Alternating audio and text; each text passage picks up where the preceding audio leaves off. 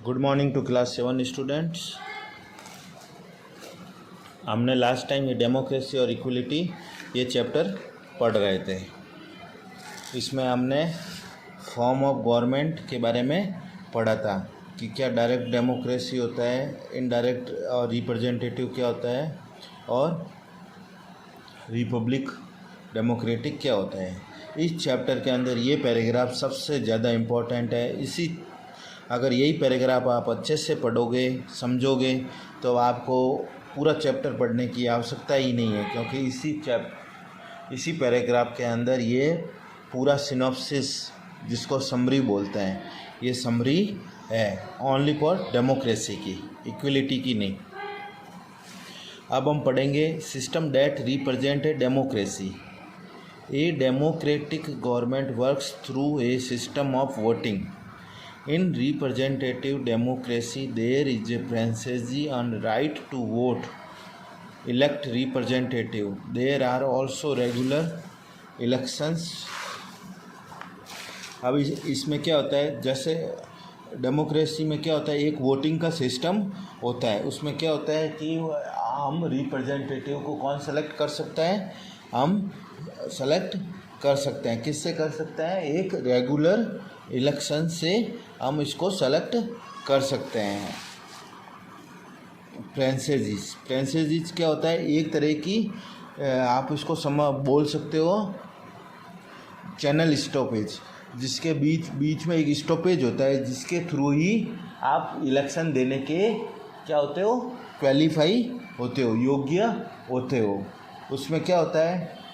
Adult franchises होता है। Franchises मतलब एक संस्था या एक ग्रुप पूरा, जिसके थ्रू इलेक्शन को दिया जाता है। जैसे कि every democratic country has a fired voting as.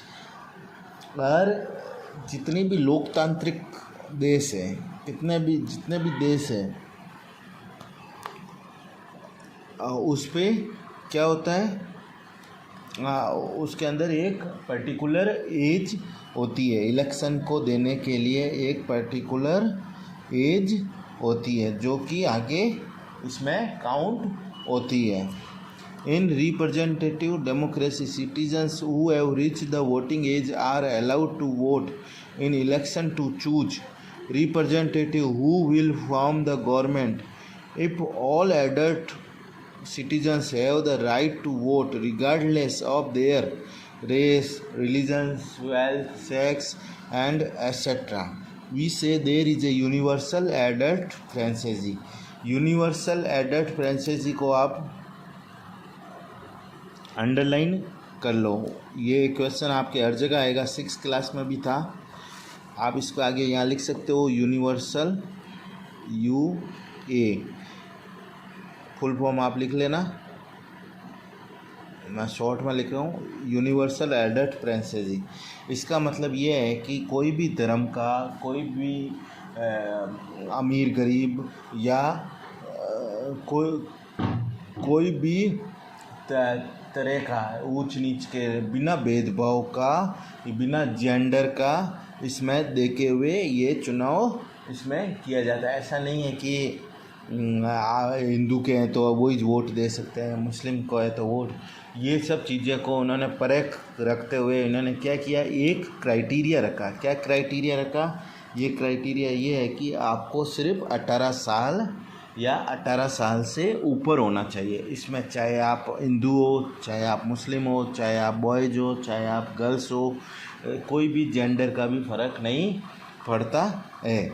आप कोई भी धर्म के हो, इस तरह की ये भावना करके इन्होंने क्या किया, एक कॉमन वर्ड निकाला, यूनिवर्सल एडल्ट फ्रेंचाइजी। अब ये क्या होता है इंडिया के अंदर, इन इंडिया, ऐसा नहीं कि पूरे वर्ल्ड में एक जैसा होता है। ये अभी हम इंडिया में पढ़ रहे हैं, इंडिया के बारे में पढ़ रहे हैं, तो इंडिया में क्या होता है, वोट देने के एज सबको बताया। वोट कौन दे सकता है? जिसकी एज 18 साल या 18 से ऊपर हो। In India the voting age is what is, ये क्वेश्चन आएगा, what is universal, what is universal adult franchisee, यहाँ से लगा के आपका ये सवाल आएगा पूरा। क्या होता है इसका आंसर ये है, in India the voting age is 18 years and there is a universal adult preference. This means that all Indian citizen aged 18 year and above can vote. मतलब भारत के जितने भी नागरिक हैं जिसकी उम्र 18 साल या 18 साल से ऊपर है वो वोट देने के क्या होता है योग्य होते हैं। वेदर या चाहे वो आदमी हो, चाहे वो औरत हो, चाहे वो अमीर हो, चाहे वो गरीब हो, चाहे वो पढ़ा लिखा हो, चाहे वो अनपढ़ हो।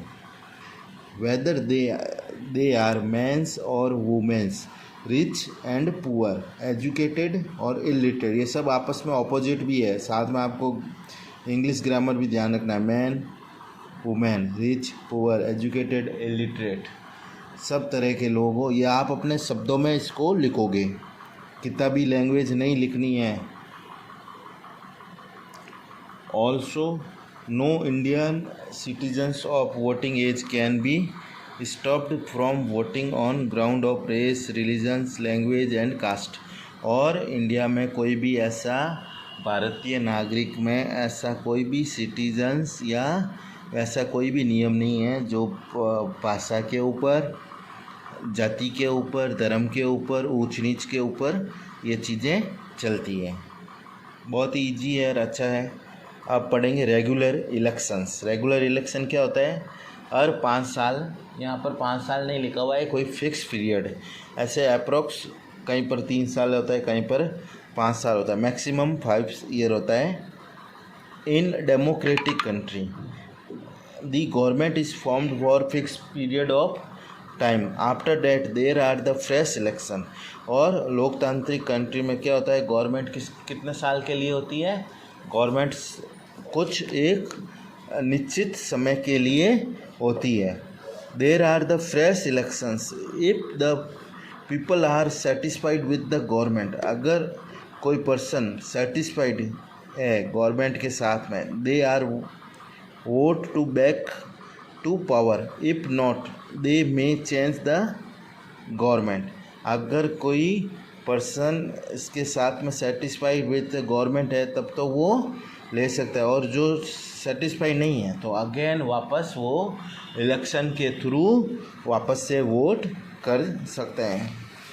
अभी सभी को पता है, अभी गांव में भी इलेक्शन हुए थे और यहाँ पर भी हुए थे। इन इंडिया, भारत के अंदर, election to the central and state legislation are held at least once every 5 year. मैंने अभी आपको बताया था भारत में कब कितने साल है, भारत में 5 साल के अंतराल में ये इलेक्शन होते हैं। आज के लिए इतना ही। और आज मैं आपको एक क्वेश्चन आंसर, ये आपको मैंने लिखवा दिया था, देख के आप इसमें कर ले। अब क्वेश्चन आंसर, अभी आपको क्वेश्चन कौन सा करना है? क्वेश्चन नंबर 3 नंबर आपको करना है। What is dictatorship? Page number 122 पे जाओगे। 122, just move on the page number 122। What is dictatorship, इसका क्वेश्चन नंबर ये रहा, यहाँ से लगा के और आपको लिखना है यहाँ तक। आंसर किसका है? आंसर 3। इसके बाद what is the form of government in our country, आगे लिखना है एक्सप्लेन। बड़ा क्वेश्चन आ गया है ना। What is the form of government in our country, page number 122।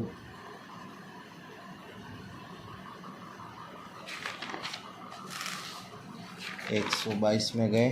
Form of government, ये आपको लिखना है। इसमें आपको पूरा नहीं लिखना, अब इसमें आपको क्या नोट्स बनाने हैं, कुछ इम्पोर्टेंट, जैसे डिक्टेटरशिप आप लिख लेना, डायरेक्ट डेमोक्रेसी लिख लेना, इनडायरेक्ट क्या होता है ये आपको लिखना है। इसमें से आपको नोट्स बनाना है। ये पैराग्राफ आपको यहाँ से यहाँ तक पूरा का पूरा लिखना है। अब ऐसे कैसे नहीं कि पूरा का पूरा चाप दो, इसको आपको पढ़ना है और छोटे छोटे नोट्स बनाना है। जैसे कि डायरेक्ट डेमोक्रेसी क्या होता है, यहाँ से यहाँ तक, ये डेमोक्रेसी यहाँ से यहाँ तक। उसके बाद रिप्रेजेंटेटिव क्या होता है, फॉर द फिक्स टर्म। तो इसमें आपको क्या लिखना है, यहाँ से यहाँ तक। इसी तरह आपको छोटे छोटे बना के ये पूरा अच्छे से करना है। क्वेश्चन नंबर 3 और 4 आपको इस बार होमवर्क में करना है। ठीक है, आज के लिए इतना ही। Thank you.